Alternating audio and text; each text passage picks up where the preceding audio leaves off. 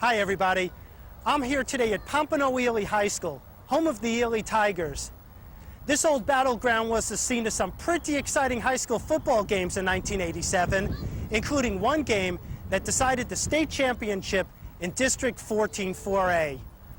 As I look around the stadium, one has to agree that there are several excellent locations in which to watch a high school football game from. But in my opinion, two locations stand out above all the others. One is right here, right on the sidelines.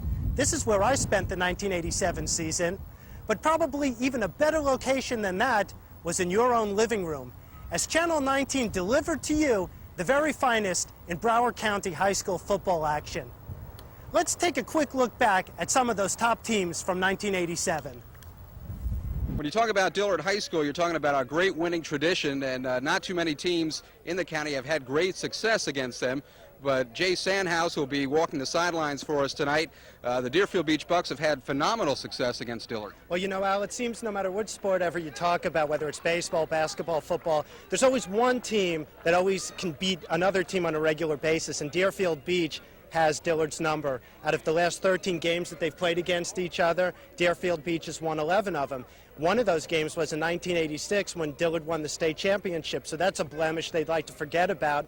So it'll be an interesting rivalry, not like one of the big top rivalries, maybe like Dillard and Ely, but it's a pretty tough rivalry, a little sleeper rivalry here. One other thing that might be a little interesting, a little human interest story, is that Steve Fagan's younger brother will be the fullback in tonight's game, blocking for him. Could be interesting there, and we just hope that we have some of the fireworks we had last year during this game when Deerfield won it in the final 16 seconds on a great pass play. Gino Herring, who caught that ball, is in the lineup tonight. So for Joe Rose and Jay Sandhouse, we're going to take a short break, and we'll be back with a kickoff of tonight's game from Lockhart Stadium right after these messages. We're ready for the second half kickoff, and while they're getting ready, let's go down to Jay Sandhouse for an update. Al, I visited with both coaches during the halftime, and believe it or not, both coaches were pretty much satisfied with the way their teams were playing. Otis Gray told his Dillard team that they were getting beat on the line of scrimmage on defense, that they need to have more penetration to get to Fagan and the other running backs. Whereas Roy Allen told his team that they're playing good defense, they're getting burned a little bit in the secondary, but Deerfield Beach has only given up 4 first downs so far in the game, that they should keep their head up high and keep playing. It's been a good game so far. One other point that I wanted to mention was the kicking game. Both teams had a suspect kicking game going in. It looks like Dillard improved the kicking game a little bit, but as you've noticed so far during the game, the kicking game has played a factor, as poor punts has resulted in good field position for the other team, and that's how one of the touchdowns was scored for Deerfield Beach. Let's just hope the action is just as good in the second half as it was in the first. Back up to you, Al, and my buddy Joe Rose.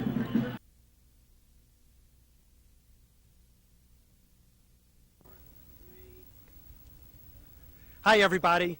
This week's feature takes place from Piper High School in Sunrise. And joining me is my special guest, head coach Bud Lind of the Piper Bengals football team. Coach, many of the fans don't get to see what happens here at these practices, but I would suspect that some of your practices may be even more intense than those of college and professional practices, mainly because you just don't have as much time to devote as these guys do. Well, truthfully, early in the week we are very intense. As the week goes on, we have to kind of tone it down as we get close to game day.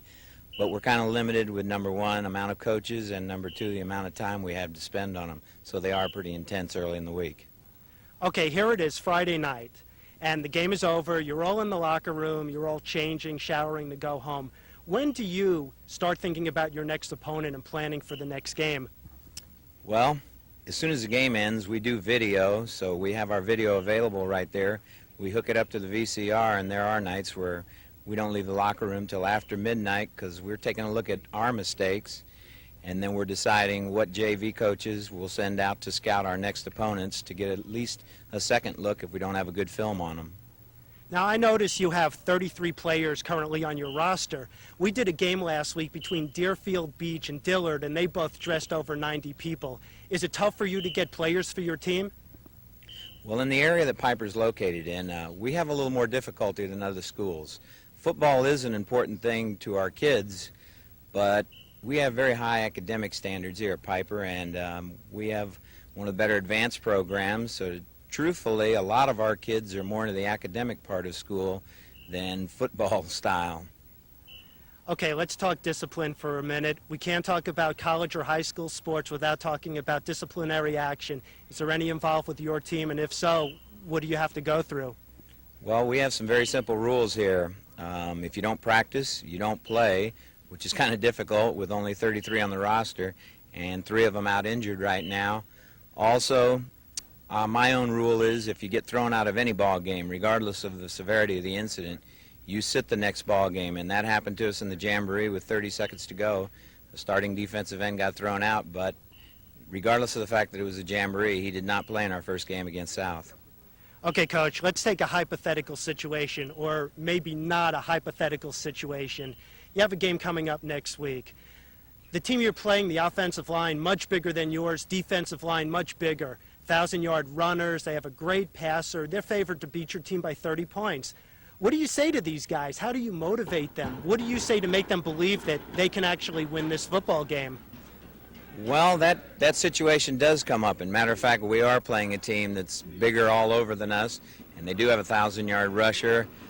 But it's pretty easy this year with the fact that last year we went to Ely High School and beat Ely 7-0, and they went on and they were the runner-ups in the state. As long as they think they have a chance, and now it's my job and my coach's job to let them know that anything can happen as long as you put out your best effort. Well, Coach, I see that your team is now on the field and you're ready to begin practice. I'm going to let you go. And while the coach is out there trying to drill his kids on how to play winning football, I think I'm just going to tag along and see what I can learn.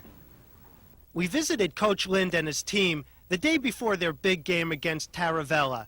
So the coaching staff wanted to keep the practice on the light side. There were 3 main points of emphasis that the Bengals wanted to work on. The first being their offense, which included some special plays put in specifically for the Taravella game. The kicking game was next, and since they had practiced their field goals yesterday, today was dedicated to punting and punt returns. Finally, the offense ran some of Taravella's plays to see if their defensive players were up to the task of stopping their powerful opponents.